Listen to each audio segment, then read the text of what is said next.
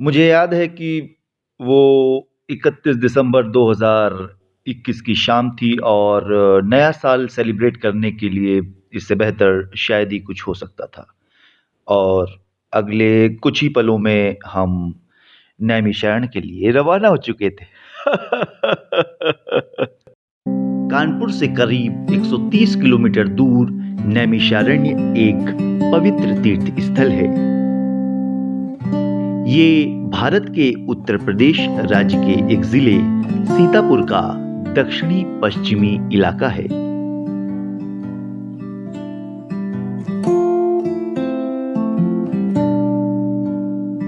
चक्रतीर्थ एक गोलाकार कुंड है। पुराणों में कहा गया है कि एक बार 88,000 ऋषि मुनियों ने ब्रह्मा जी से निवेदन किया कि वे पृथ्वी लोक में कोई ऐसा स्थान बताएं जहां मन को एकाग्र करके तपस्या की जा सके। ब्रह्मा जी ने एक चक्र छोड़ दिया और सभी से कहा कि इस चक्र की नेमी यानी कि मध्य भाग जहां गिरेगा वो स्थान पृथ्वी पर सबसे पवित्र होगा और वहीं मन को एकाग्र करके तपस्या की जा सकती है।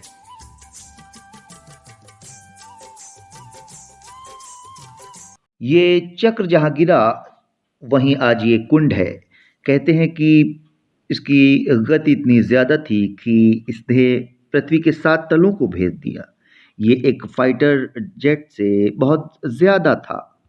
सरोवर के आसपास कुछ और मंदिर हैं, जैसे सत्यनारायण मंदिर, लक्ष्मी नारायण मंदिर, श्रृंगी ऋषि तप स्थान और लक्ष्मी गणेश मंदिर।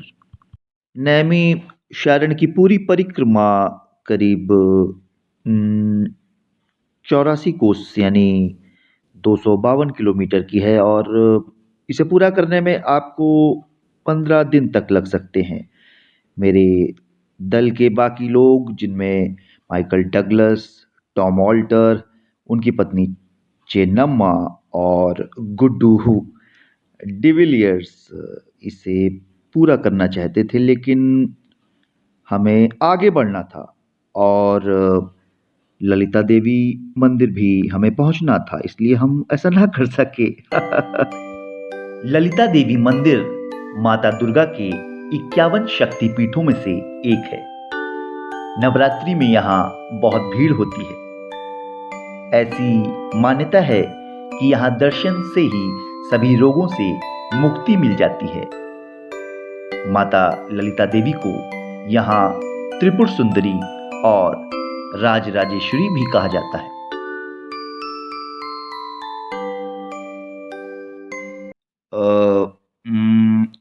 ललिता देवी का मंदिर इसी 84 कोस यानी कि 252 किलोमीटर की यात्रा का एक पड़ाव है और खास बात यह है कि इस 252 किलोमीटर की यात्रा में जो 11 पड़ाव हैं उनमें से 7 पड़ाव सीतापुर जिले में और 3 पड़ाव हरदोई जिले में पड़ते हैं। यहाँ से करीब 7 किलोमीटर दूर गोमती नदी के तट पर अरबापुर गांव में एक चमत्कारिक मंदिर पड़ता है जिसका नाम है रुद्रावर्त महादेव।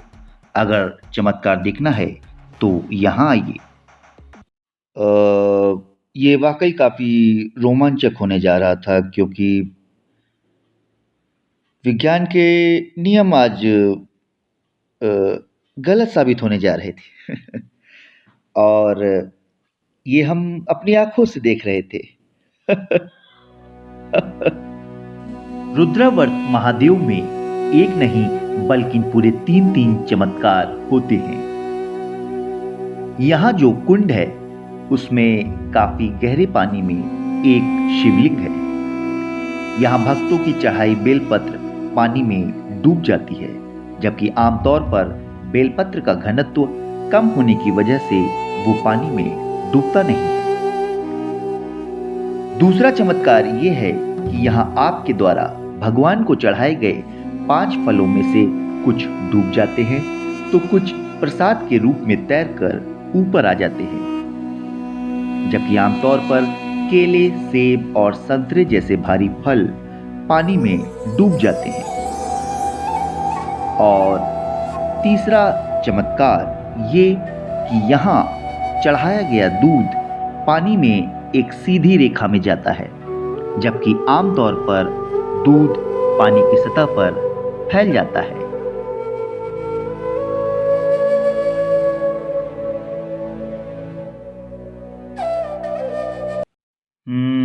फाइबर एक तरह का कार्बोहाइड्रेट है जो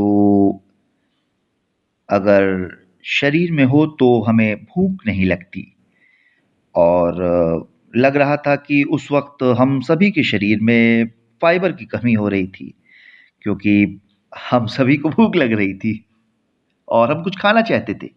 हम्म।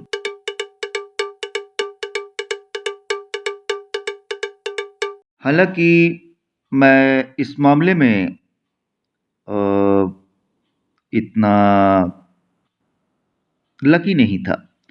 मेरे टीम के मेंबर्स वाकई वो चाट खाना चाहते थे,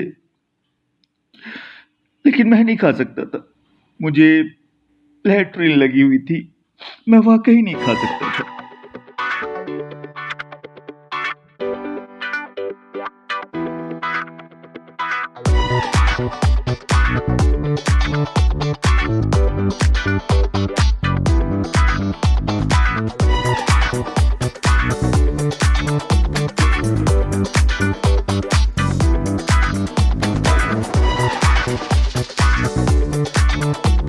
यहाँ से कुछ दूर मिश्रिक में महर्षि दधीचि का आश्रम और दधीचि कुंड है। इसका बहुत ही ऐतिहासिक और धार्मिक महत्व है। कहते हैं कि इस कुंड में सभी तीर्थों का जल मिश्रित है और पहले इसका नाम मिश्रित ही था। कालांतर में वही नाम मिश्रित से मिश्रिक हो गया। दधीचि आश्रम यहाँ का एक और रमणीय स्थल है।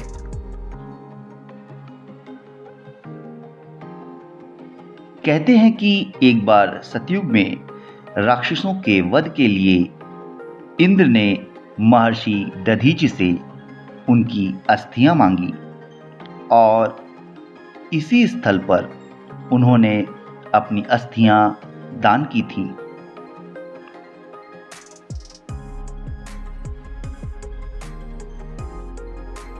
मंदिर परिसर बहुत ही बड़ा है और यहाँ घूमने में आपको 1 घंटा तक लग सकता है।